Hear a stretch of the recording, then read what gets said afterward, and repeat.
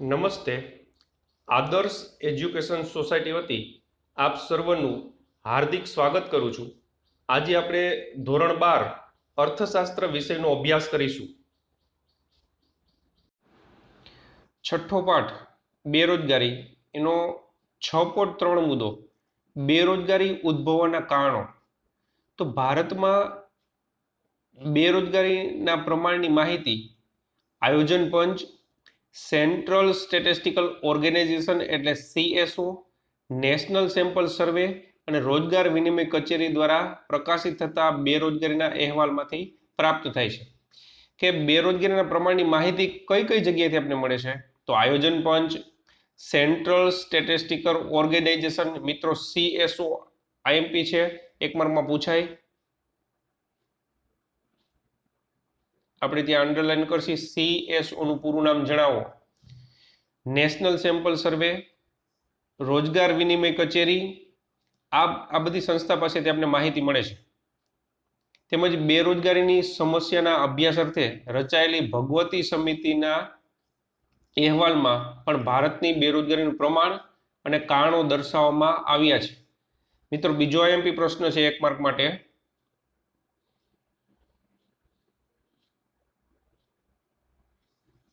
બેરોજગારીની સમસ્યાના અભ્યાસ અર્થે રચાયેલી સમિતિનું નામ જણાવો. તો ભગવતી સમિતિ. એમાંથી પણ ભારતને બેરોજગારીનું પ્રમાણ અને કારણો દર્શાવવામાં આવ્યા છે. ભારતમાં આર્થિક વિકાસના દરને ઊંચો લઈ જવા માટે અને બેરોજગારીની સમસ્યાના ઉકેલ માટે ઈસવીસન 1951 થી આયોજનબદ્ધ પગલાં ભરવામાં આવ્યા હોવા છતાં બેરોજગારીની સમસ્યા વધારે ને વધારે તીવ્ર બનતી ગઈ છે. કે આર્થિક વિકાસના દરને ઊંચે લઈ જવા માટે અને બેરોજગારીની સમસ્યાના ઉકેલ માટે 1951 થી આયોજનબદ્ધ પગલાં ભર્યા છે. આઝાદીના નજીકના સમયથી, બરાબર, આયોજનબદ્ધ પગલાં ભર્યા છે.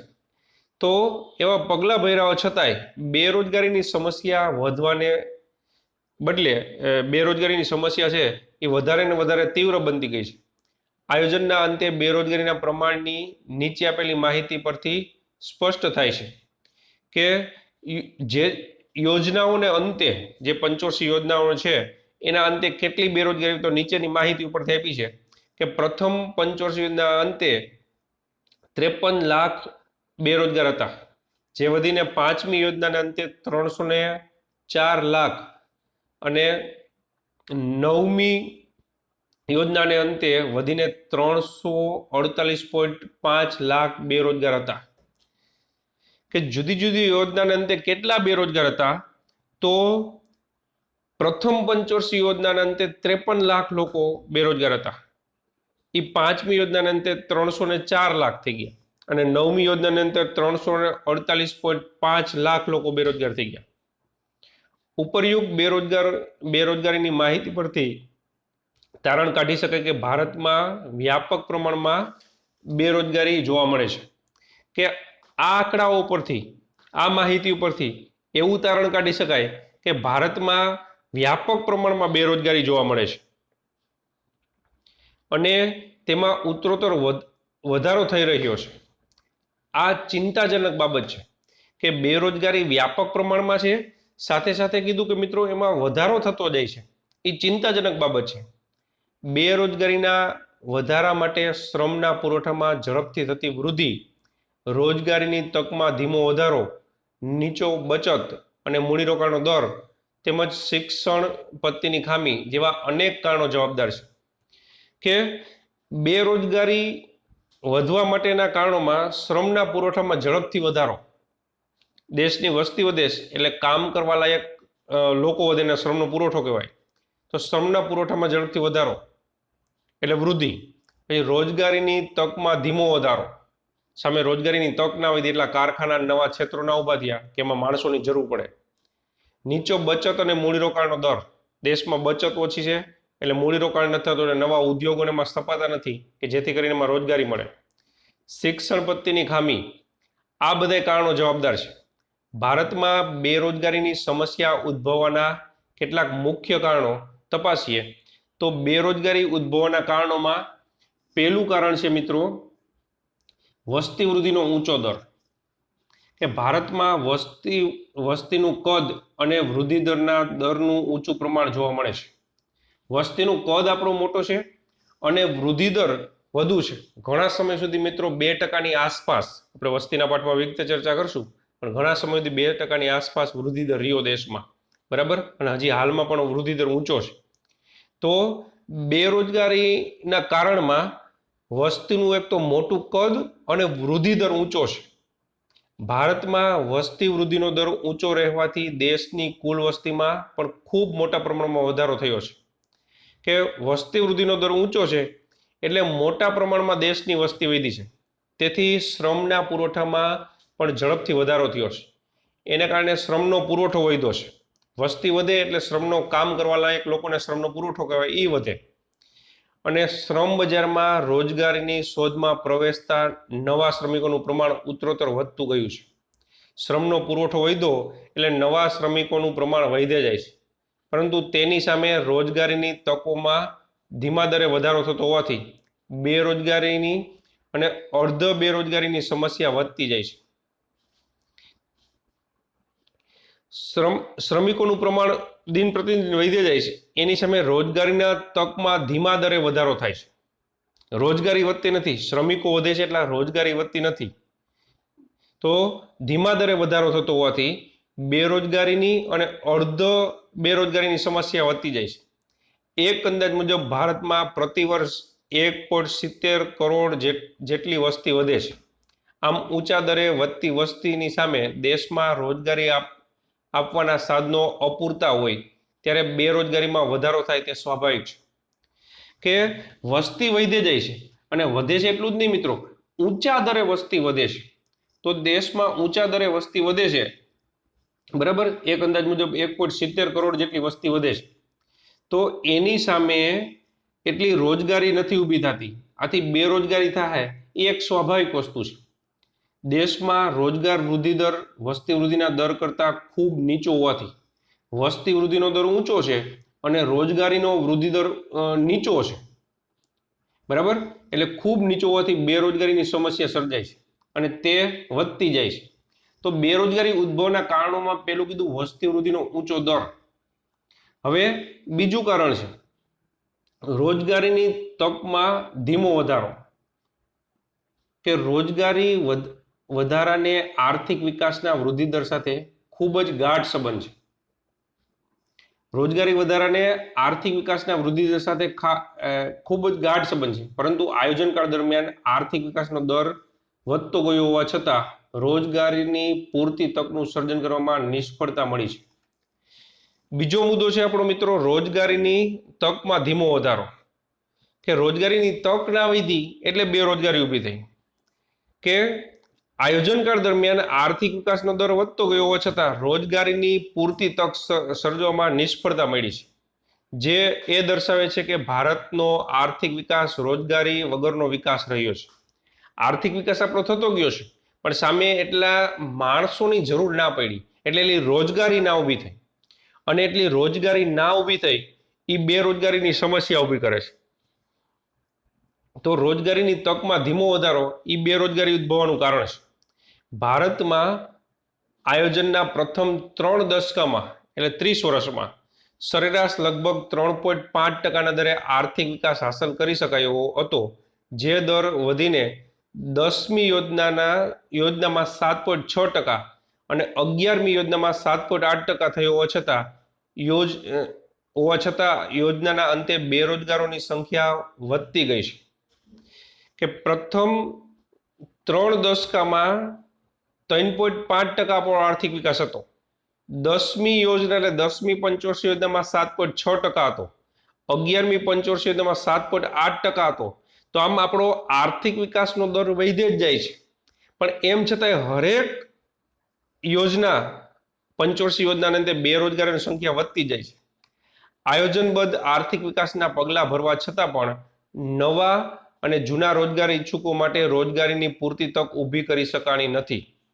કે આયોજનબદ્ધ આર્થિક વિકાસના આપણે પગલાં ભર્યા છે, એમ છતાંય નવા અને જૂના રોજગારો માટે આપણે પૂરતી તક ઊભી નથી શેર કરી શકાય. ખેતી ક્ષેત્રે હરિયાળી ક્રાંતિ અમુક વિસ્તાર પૂરતી જ મર્યાદિત રહી છે અને કૃષિ સિવાયના અન્ય ક્ષેત્રોનો પણ પ્રમાણમાં ઓછો વિકાસ થયો હોવાથી શ્રમ પુરવઠાના વધારાને અનુરૂપ રોજગારીની નવી તકોનું સર્જન કરવામાં સફળતા મળી નથી અને બેરોજગારીમાં વધારો થયો છે. કે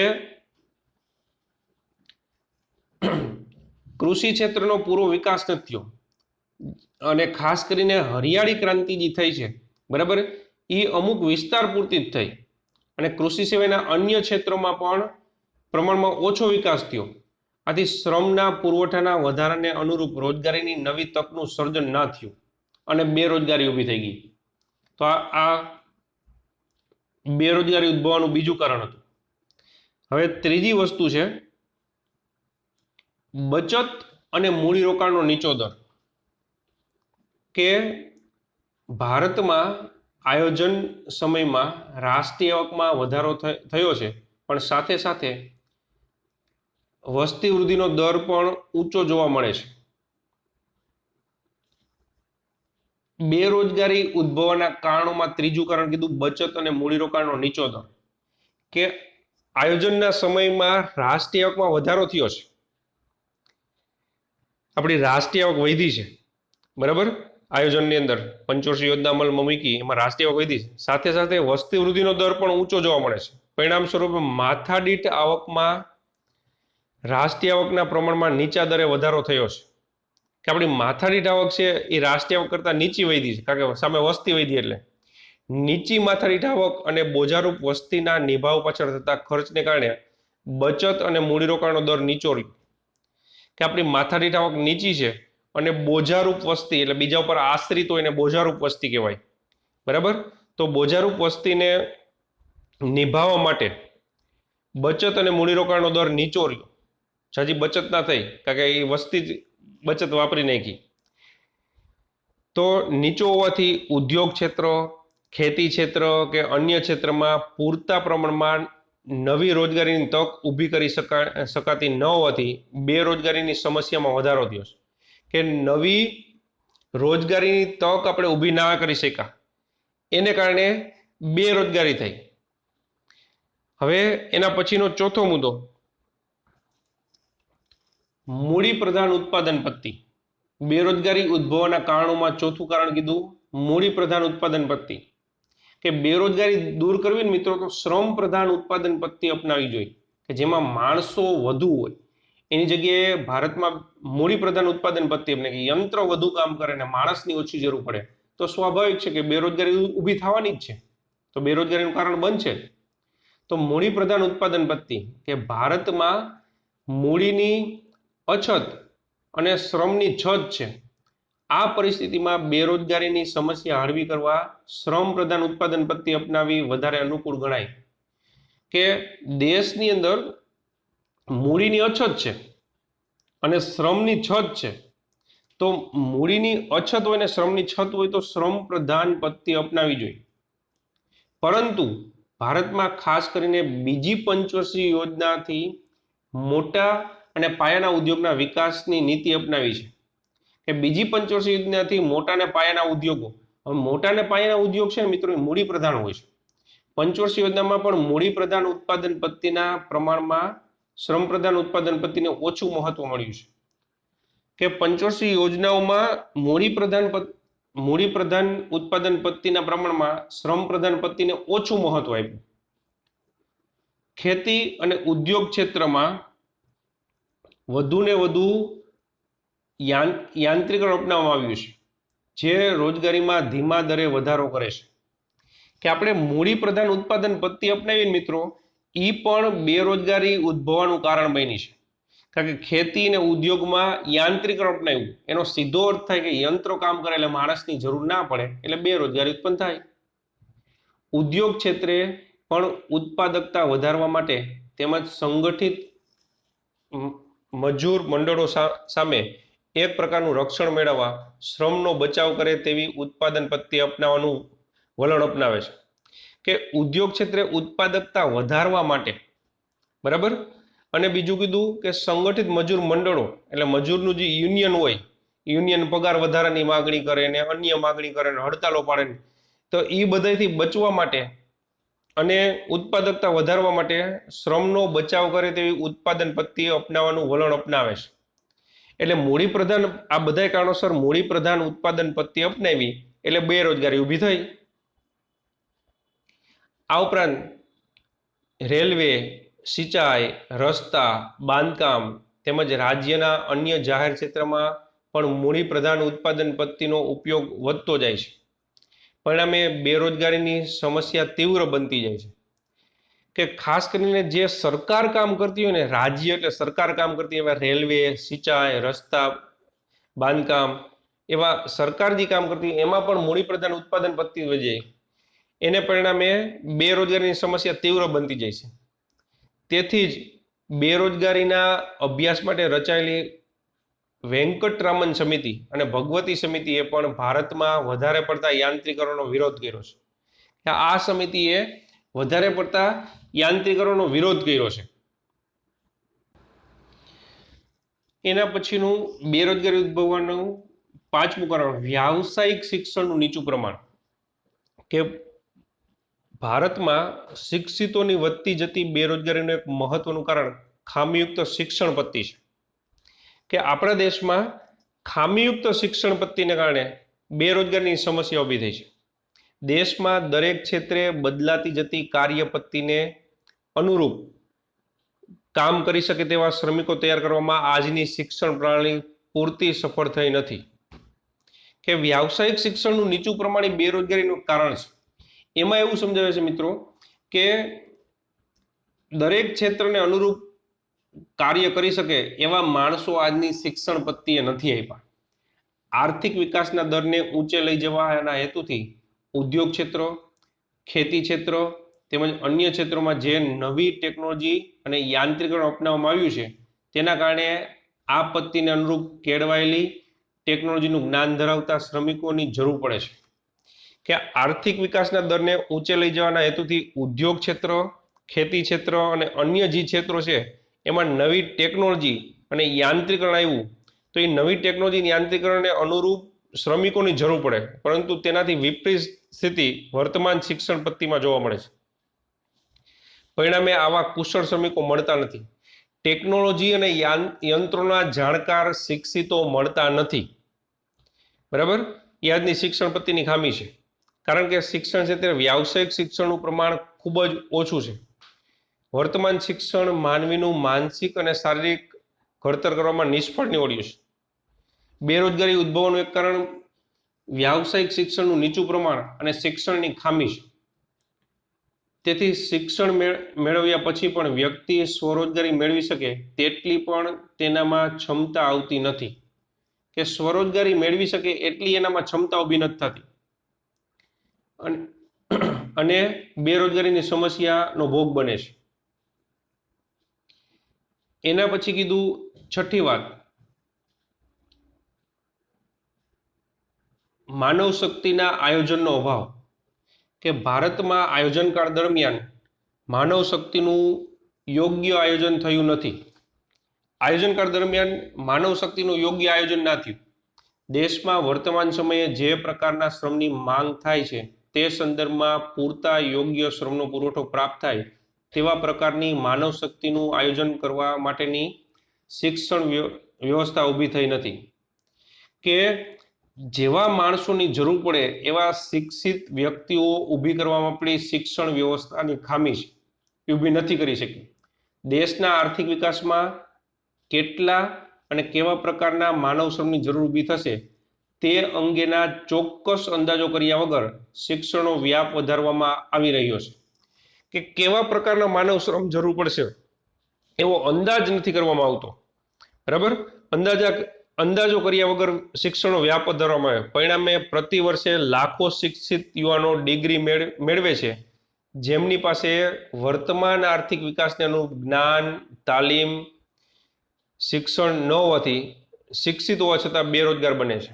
કે ઘણા બધા શિક્ષિત લોકો થાય છે, બરાબર, ડિગ્રી મેળવે છે, પણ વર્તમાન જ્ઞાન તાલીમ શિક્ષણ ન હોવાથી બેરોજગાર બને. શિક્ષણ છે પણ જે માનવ શક્તિનું આયોજન થવું જોઈએ નથી થઈ. આ માનવ શક્તિના આયોજનની ખામીનું સીધું પરિણામ છે કે માનવ શક્તિના આયોજનની ખામીનું પરિણામે માનવ શક્તિનો આયોજનનો અભાવ જોવા મળે છે.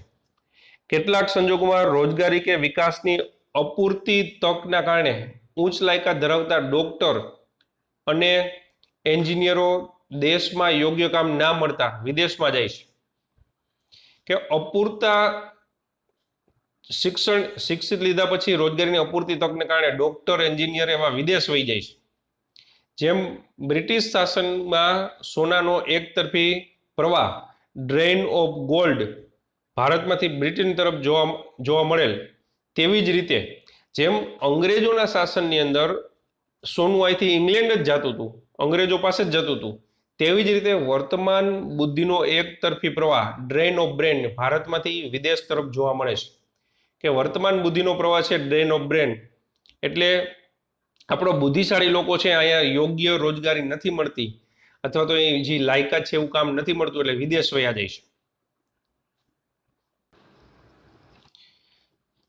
બેરોજગારી ઉદ્ભવવાના કારણોમાં સાતમું કારણ જાહેર ક્ષેત્રની બિનકાર્યક્ષમતા.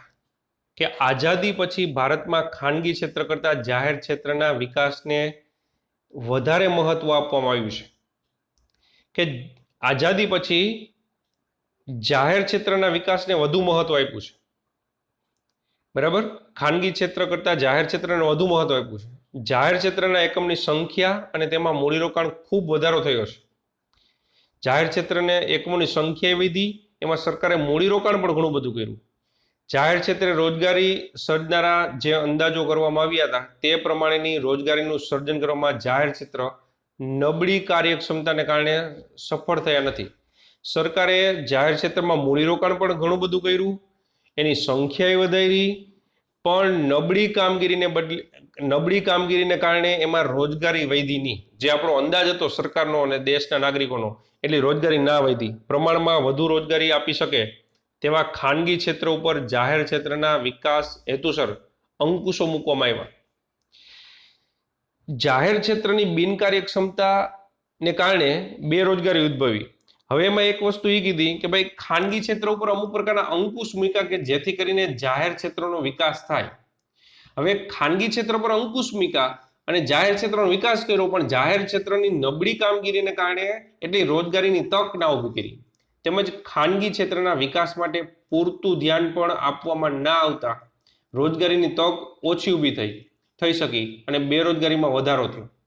કે ખાનગી ક્ષેત્ર એટલું બધું સરકારે ધ્યાન ના આપ્યું અને એને કારણે રોજગારીની તક ઓછી ઊભી થઈ અને બેરોજગારીમાં વધારો થયો.